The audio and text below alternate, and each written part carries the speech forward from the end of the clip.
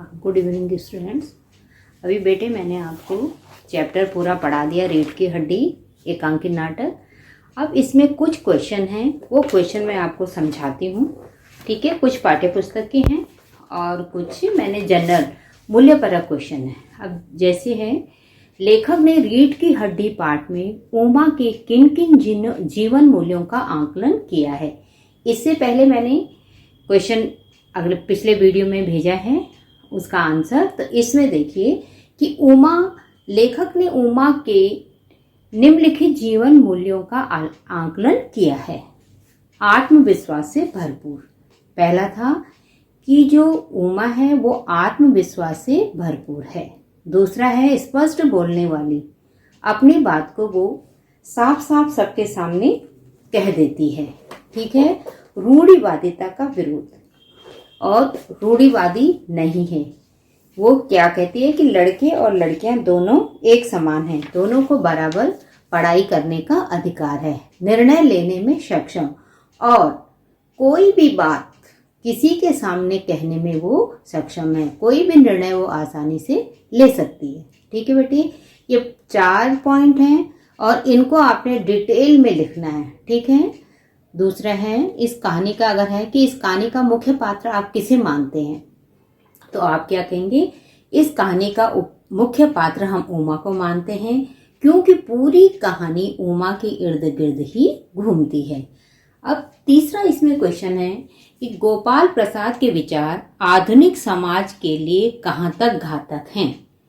तो बेटे ये बहुत ध्यान से इस क्वेश्चन को, ये अलग से क्वेश्चन है, ये बुक के क्वेश्चन नहीं है, अलग से बनाए हैं क्वेश्चन मैंने इसमें। तो ये देखो, गोपाल प्रसाद के विचार आधुनिक समाज के लिए घातक हैं क्योंकि वे लड़कियों की शिक्षा के विरोधी हैं। उनके अनुसार लड़कियों को घर के काम में ही कुशल होना चाहिए, जबकि ऐसा नहीं है, जो कि कदापि उचित नहीं है। लड़कियों को घर के काम में भी कुशल होना चाहिए, पढ़ाई लिखाई में भी आगे आना चाहिए, राजनीति में आना चाहिए, हर फील्ड में नारी का स्थान सबसे आगे होना चाहिए। ठीक है, जो जितना योग्य है उसको उसी की योग्यता के अनुसार कार्य करने दिया जाना चाहिए। लड़के और लड़कियों में जो भेद करते हैं, ऐसे लोग समाज के लिए ही नहीं, पूरे राष्ट्र के लिए ही घातक होते हैं। अब एक क्वेश्चन बेटे बुक का है आपका, गोपाल प्रसाद विवाह को बिजनेस मानते हैं और रामस्वरूप अपनी बेटी की उच्च शिक्षा छिपाते हैं। क्या आप मानते हैं कि दोनों ही समान रूप से अपराधी हैं? तो देखो बेटे, आधुनिक विचार रखने वाले, शिक्षा के प्रति स्वस्थ दृष्टिकोण रखने वाले रामस्वरूप ने बेटी को उच्च शिक्षा तो दिलवाई, उच्च शिक्षा प्राप्त कर उनकी बेटी का विवाह अत्यंत आसानी से हो जाएगा, ये उनकी सोच थी। पर अंततः उन्हें अपनी सोच बदलनी पड़ी, क्योंकि पढ़ी लिखी होने के कारण बेटी की शादी नहीं हो रही थी। उधर गोपाल प्रसाद वकील होकर भी रूढ़िवादी विचार वाले व्यक्ति थे। उनका मानना है कि उच्च शिक्षा प्राप्त लड़की घर के लिए अच्छी नहीं होती, इसलिए रामस्वरूप गोपाल प्रसाद की अपेक्षाकृत कम अपराधी हैं, क्योंकि परिस्थितियों से विवश होकर उन्होंने झूठ बोला। वो क्यों झूठ बोला रामस्वरूप ने, कि वो परिस्थितियों विवश थे, वो कि बेटी की शादी नहीं हो रही थी, परंतु हम उनको भी अपराधी मानते हैं। अगर सत्य बोलने की हिम्मत नहीं है तो व्यक्ति फिर जीवन में हमेशा धोखा ही खाता है। ठीक है, दोनों ही अपराधी हैं, परंतु सबसे अधिक अपराधी हम किसे मानते हैं? गोपाल प्रसाद को, क्योंकि वो दहेज के लोभी भी हैं और विवाह को बिजनेस मानते हैं, जबकि विवाह क्या है, ये 2 परिवारों को जोड़ने का कार्य करता है। अब देखो बेटे, एक क्वेश्चन ये आएगा, इस टाइप से क्वेश्चन है, ये पाठ्य पुस्तक है। आपके लाडले बेटे की रीढ़ की हड्डी भी है या नहीं? उमा के इस कथन के माध्यम से शंकर की किन कमियों की ओर संकेत किया गया है? अब देखो, आपके लाडले बेटे की रीढ़ की हड्डी भी है या नहीं के माध्यम से उमा शंकर की कमियों को उजागर करती है।